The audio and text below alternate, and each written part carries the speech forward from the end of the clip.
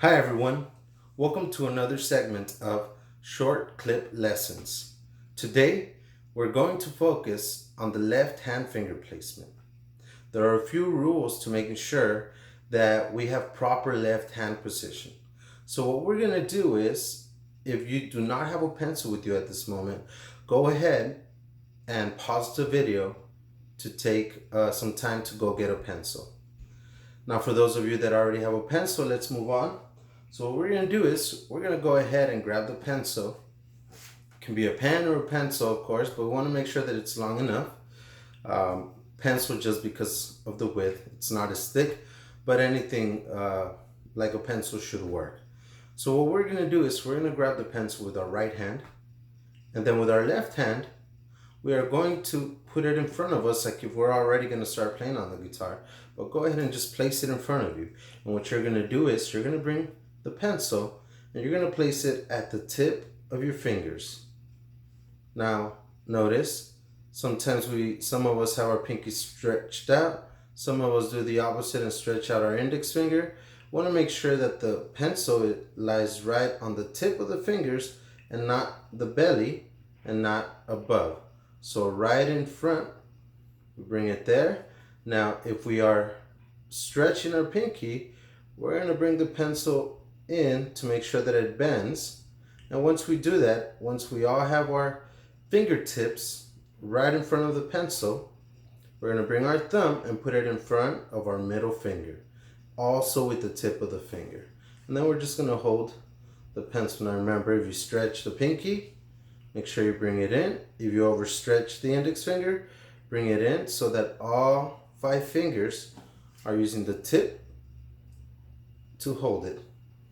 Now notice between the pencil and the cup of the hand, there isn't a lot of distance. Sometimes when we play the guitar, we overstretch our fingers this way.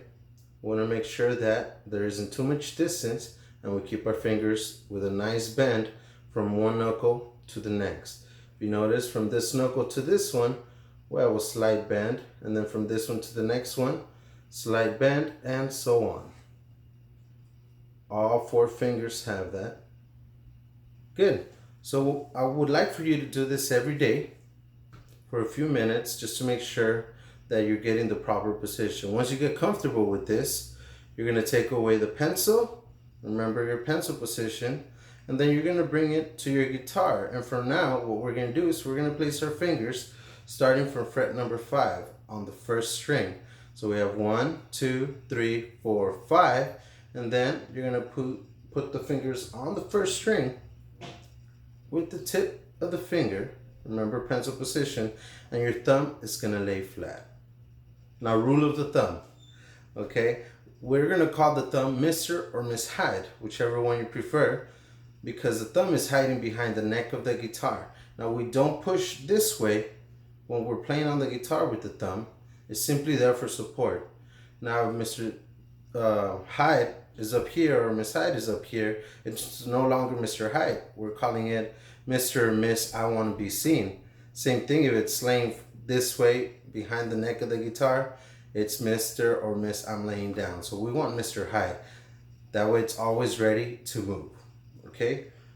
So once we put our thumb behind the neck of the guitar, make sure you're no longer pressing with the tip, but on that spot where your thumb was pressing with the tip, go ahead and lay it on its belly. And then we have our standard pencil position for the left hand. Okay, so remember your pencil before you begin to play on the guitar. Use your pencil to do the pencil position, and then place your fingers on the guitar. Good. Now let's talk about our actual finger placement. So the finger placement should always be right behind the fret that we're playing on. So we don't want to play on the metal part of the fret, because if now we get that thunk type of sound.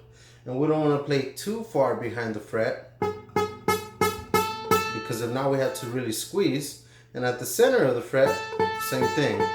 We run the risk of getting a buzz. So we want to make sure that we're right behind the fret, because that is where we least have to press and we don't do a lot of work. All 4 fingers should press right behind the fret. So an exercise that I want you to focus on before you begin playing anything with your right hand is you're going to put all four fingers down, again starting from fret number 5 on string number 1, and make sure that all four fingers have one fret and that you are placing the finger with the tip and not the belly of the finger. You're not overstretched this way, the pinky isn't stretching this way, or the index isn't stretching this way. Remember the curvature on all your fingers. So once the fingers are placed, without moving finger 2, 3, and 4, you're gonna move finger 1 to the second string, and make sure you're looking at your hand the whole time so that you are making sure that you're landing with the tip of the finger right behind the fret. Good. So once that finger jumps to the second string, you're going to leave that finger there, and without moving fingers 1, 3, and 4, you're going to move finger 2 to the second string. And now you have finger 1 and finger 2 on the second string. Remember to keep looking at your hand to make sure that the finger placement is where it needs to be, using the tip of the finger. And don't squeeze. You don't need to squeeze while you do this exercise. I want you to just feel the weight of the fingers coming into the string and not pushing with the thumb out, but with the fingers coming in this way.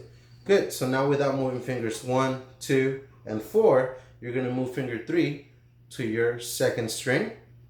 Make sure you're looking at your hand so that you know that you are landing right behind the fret. And without moving to 1, 2, 3, and or just 1, 2, and 3, sorry, you're going to move finger 4 to the second string. Now you're going to do the same thing, going all the way up to string number 4 for a few days. Only to string number 4. One finger at a time, and only the finger that needs to move will move as you are doing the exercise.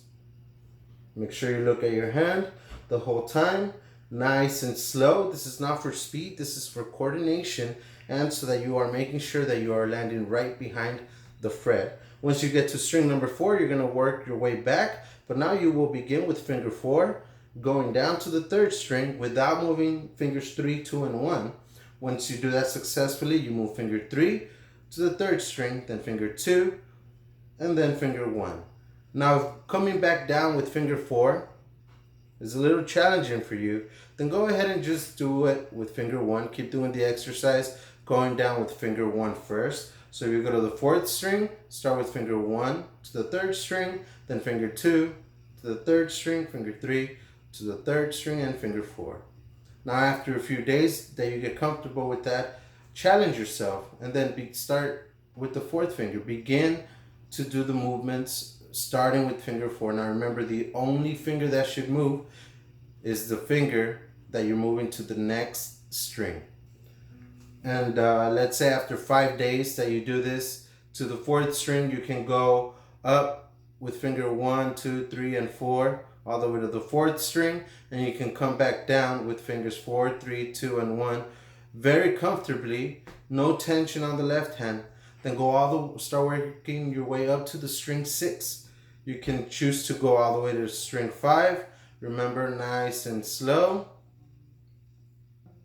And then work your way back down, or start pushing it to string number 6. Now remember, as you're going to the 6th string, do not bring the wrist out. Okay, this is not good for the hand. So make sure and look at what's going on with the pinky. It's overstretching. So keep the hand nice and flat. Remember, you're doing this as an exercise, so you want to be as comfortable as you can. Okay, so that is today's lesson on the left hand position. Right now that we are focusing on developing our technique, I would recommend that since we do have a little bit of extra time, go ahead and practice for at least 30 minutes every day.